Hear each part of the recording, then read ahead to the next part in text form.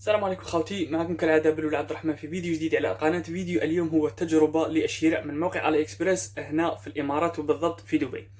قبل ايام قررت نشتري من موقع علي اكسبريس، جربت نشتري منتج واحد سعره 1 اورو برك والتوصيل مجاني. المنتج هذا شريته في 25 نوفمبر، يعني قبل 8 ايام.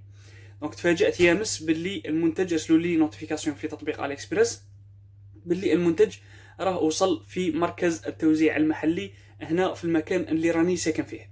واليوم لو 4 ديسمبر تواصل معايا الدليفري جاي، يعني الشخص اللي يوصل المنتجات، وقال لي كونفيرمي لنا اللوكيشن تاعك وكونفيرمي لنا الفلور والرقم الغرفه اللي راك ساكن فيها. دونك بعثت له انا هذو لي زانفورماسيون كامل، وراني نقارع هذاك واحد شويه يجيب لنا المنتج. دونك غادي نشوفوا المنتج واش هو، نشوفوا الحاجه اللي تهم بزاف، اسكو الشخص هذا غادي يطلب مني نخلص الدراهم كما يطلبوا في الجزائر، لان في الجزائر يطلبوا تخلص 130 دينار جزائري على كل منتج يوصلك.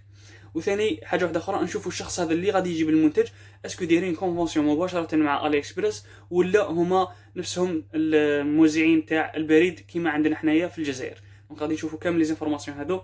تبعوا معايا الفيديو، غادي نتلاقاو به مع بعض ونشوفوا. وراني موجد الدراهم اونكا يقول لي خلص ولا راني موجد معايا دراهم. دونك تبعوا معايا، غادي نخرجوا دروك ونتلاقاو بالموزع.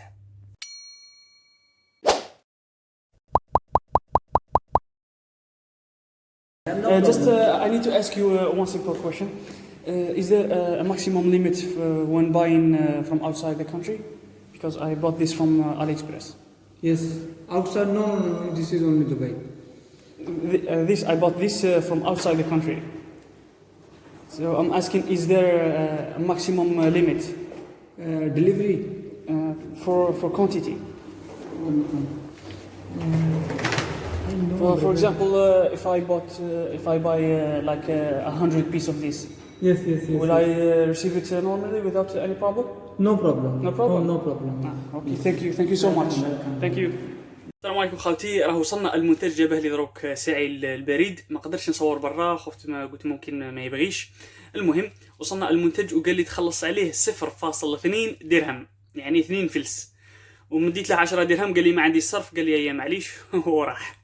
المهم قبل ما يروح سقسيته واحد الاسئله، واللي هي واش هو اكبر عدد ممكن نقدر نشريه من الانترنت، يعني من برا. قال لي من داخل الوطن، يعني تشري من الانترنت من داخل الوطن، تشري اي كميه راك باغيها. قلت له لا، مانيش بنشري من داخل الوطن، راني باغي نشري من مواقع اللي ترسل من الخارج مثل موقع علي اكسبريس. قال لي على حسب هدرته، قال لي تقدر تجيب اي كميه.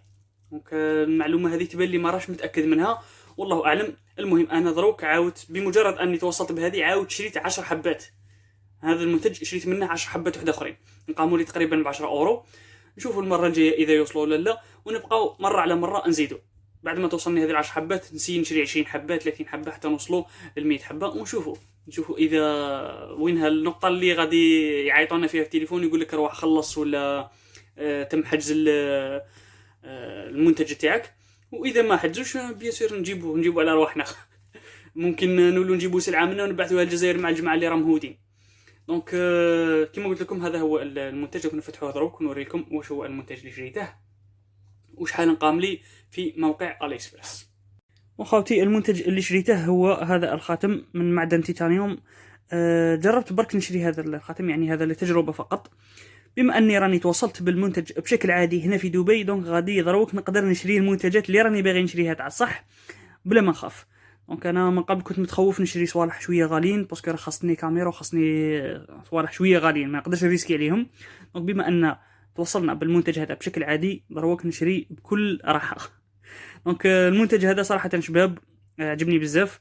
غادي نخليكم الرابط تاعه، على بالي كاين ناس يكون عجبهم، نخليكم الرابط تاعه، الناس اللي بغاو يشروه من الرابط اللي غادي نخليه لكم في الوصف.